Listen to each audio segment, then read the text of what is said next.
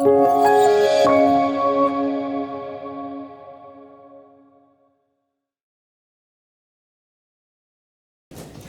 amigos,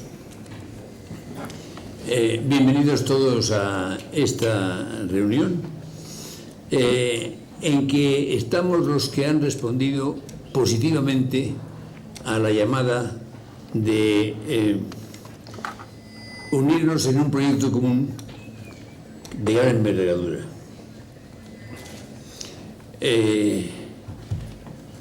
Nos convoca hoy un sentimiento que nos une, el de apoyar nuestra presencia en la importante propuesta que el Secretario General de las Naciones Unidas hizo en el Foro Económico de Davos de hace 3 años, el año 99, para que las empresas se comprometieran a respetar 9 principios básicos y universales relativos a los derechos humanos, a las normas laborales y al medio ambiente. En este proyecto, que el Secretario General denominó Global Compact, nosotros traducimos por Pacto Mundial, también se pide la colaboración activa de organizaciones sindicales, académicas y de otros actores de la sociedad civil, con el último fin de lograr que el proceso imparable de la globalización sea más armonioso y sostenible y que beneficie a todos los ciudadanos del planeta. Y contamos hoy con la presencia del Secretario General de las Naciones Unidas, una personalidad de singular relevancia, sensible a todos los problemas generados por la pobreza y comprometido con el objetivo de la paz mundial y empeñado en hacer partícipes a los ciudadanos de otros países menos desarrollados de los frutos del desarrollo y la globalización. Su liderazgo mundial es indiscutible y su presencia hoy entre nosotros, en un momento en que las turbulencias bélicas desplazan al compromiso de paz que debería ser la guía que orienta el quehacer de la humanidad, adquiere un valor especial que agradecemos muy sinceramente. El señor Kofi Annan nació en Kumasi, Ghana. Conoció la lucha por la libertad y desde muy joven hizo suyos el combate por la solidaridad y la defensa de los derechos humanos. Es hombre sencillo y soñador y ha desarrollado una personalidad totalmente universal. Cursó sus estudios universitarios en su país natal y luego hizo estudios de posgrado en el Macalester College de St. Paul en Minnesota, Estados Unidos, en el Instituto Universitario de Altos Estudios Internacionales de Ginebra, Suiza, y en el Massachusetts Institute of Technology en Boston, Estados Unidos. La mayor parte de su vida profesional la ha dedicado a las instituciones del sistema de las Naciones Unidas, donde llegó a ocupar los más altos cargos en los ámbitos de gestión y de la política internacional. En enero del 97 comenzó su primer mandato como secretario general, que era la primera vez que se nombraba secretario general a un miembro del staff de las Naciones Unidas. Y ha sido recientemente galardonado con el Premio Nobel de la Paz.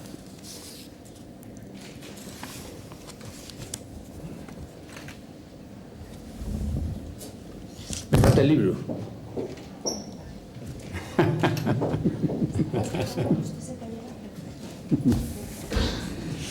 Señor Secretario General, este es el libro con las firmas de adhesión de unas 160 empresas españolas que se adhieren al Pacto Global.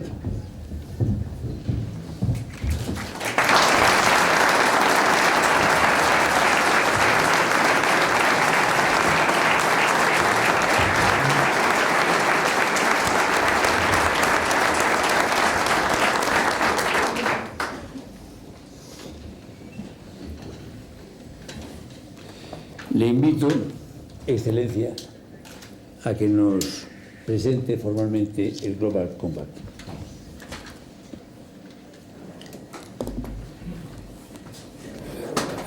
Thank you very much, Don Rafael, for those very kind words.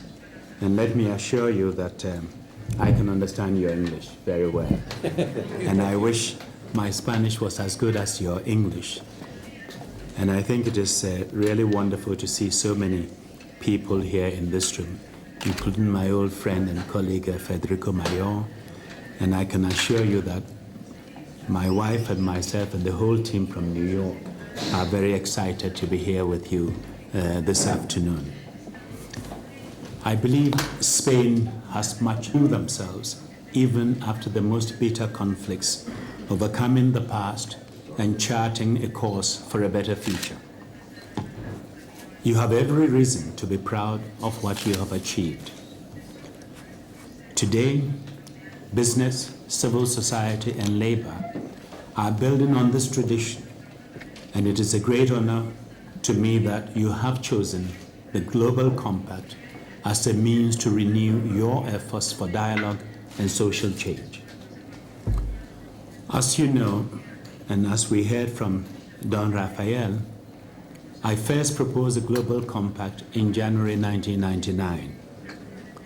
My major objective was to give global markets a more human face so that people all over the world, including the poorest, could share in the benefits of globalization. The commitment you are making today will give that effort a new and much needed impetus. The 9 principles are universal principles, long recognized by governments in every part of the world. By giving practical meaning to them within your own sphere of influence, you will help to improve the prospects of millions of workers in many different countries, and to show that respecting human rights, decent labor standards, and the environment makes sound business sense. I know some people see business as part of the problem, but I believe that working with other sectors, governments, NGOs, unions, the United Nations, business can and must be part of the solution. It can improve working conditions. It can protect the environment. Above all, it can improve the prospects of those who at present are excluded from markets altogether. The Compact aims to give business that opportunity. By making the 9 principles as part of business strategy and day-to-day practices, we can underpin markets with the social and environmental foundations they need to make them sustainable. And by aligning business activities more closely with the Millennium Development Goals, the agenda set by world's political leaders for an onslaught on extreme poverty, ignorance, and disease in the first 15 years of this century, we can give hope to all those who now live in despair, deprived of the chance to improve their lot. So let me first applaud the business leaders here who have had the courage to step forward today, taking a stand on human and labor rights and the environment, and asserting boldly that these things matter to business. The Global Compact is not a regulatory regime. It does not substitute for other approaches that rely on monitoring and enforcement. It is designed to complement such approaches by giving business and other sectors of society space to try out new ideas and to make a difference through voluntary action. We at the United Nations are not in a position to monitor or assess your performance in different countries and different industries. So we will only list you as participants in the Global Compact when you yourselves give us examples of concrete action that you have taken in advance to advance one or more of the 9 principles in your own sphere of operations. Such examples are displayed, exchanged, and compared on the website, which serves as a learning forum and also, in effect, as our roster of participants. To help you demonstrate further leadership, we also offer 2 other mechanisms of engagement. The first is a dialogue forum where business, labor, and civil society can explore some of the challenges of globalization with a view to finding solutions through cooperation. The second is a number of concrete project activities which give business the opportunity, in partnership with others, to help advance some of the broad goals of the United Nations. I am well aware that adhering to the compact requires you to take some risks. After all, the business case for human and labor rights and the environment is not yet established fully. And those who help to make it, those who are the forefront of change, are exposing themselves to heightened scrutiny. Labor and civil society will question your sincerity, while your competitors will remain silent and get a free ride. But please do not shy away from leadership. You must have confidence in your own ability to demonstrate to your competitors that doing the right thing makes good business sense, and that to your civil society critics that the real and positive change can be achieved incrementally if we are really determined to do it together and to work together. Secondly, let me say a word to the Spanish labor organizations, which I am delighted to see so strongly represented here today. Labor unions are an integral part of industry and of civil society at the same time. Your experience and commitment to dialogue will be crucial in establishing the 9 principles and making the Global Compact a success.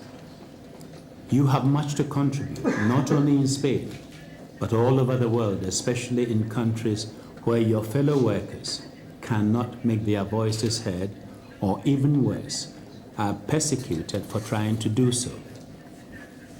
And thirdly, civil society organizations.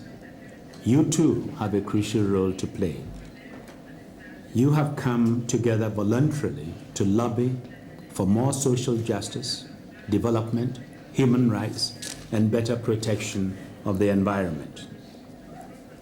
We should all listen to you because you speak for the deprived and the persecuted. You can act as the conscience of those who have power and resources to bring about change, reminding them that inequality, social injustice, and environmental degradation are not only morally wrong, but are a threat to humanity as a whole. In the Compact, your critical voices and practical know-how are indispensable. But I hope you will not only challenge those who have accepted the Compact to live up to their pledge, but also those businesses that remain aloof, urging them to come off the fence and take a stand on the Global Compact principles. The Compact can only succeed if all these different actors in society work together. And working with all of you is an important learning experience for the United Nations too. I see the Compact as a chance for the UN to renew itself from within and to gain greater relevance in the 21st century by showing that it can work with non-state actors as well as states to achieve the broad goals on which its members have agreed. That means that we too have to take risks, breaking free from yesterday's ideologies and bureaucratic impediments. Only by doing so can we earn the moral authority to mobilize people for real change in the world in the 21st century. If we avoided those risks, contenting ourselves with the fine words in intergovernmental declarations, we should condemn ourselves to being less and less relevant to the real lives of people around the world. So let me once again thank you, Don Rafael, and the many people in the foundation that bears your name, as well as the Asociación Cultura Pro Naciones Unidas, for their enthusiastic and general support, which has made this remarkable event possible, and thereby has helped put Spain in the forefront of a growing global movement. And I also thank Mrs. Del Pino, whom I know is always by your side in these endeavors. I very much hope that you will remain all engaged and maintain the momentum working with the Global Compact Office at the United Nations headquarters in New York. If you do, I know that Spain will become a driving force in this historic undertaking. I count on you to achieve that, and I thank you very much. Muchas gracias, amigos, and we'll see you soon.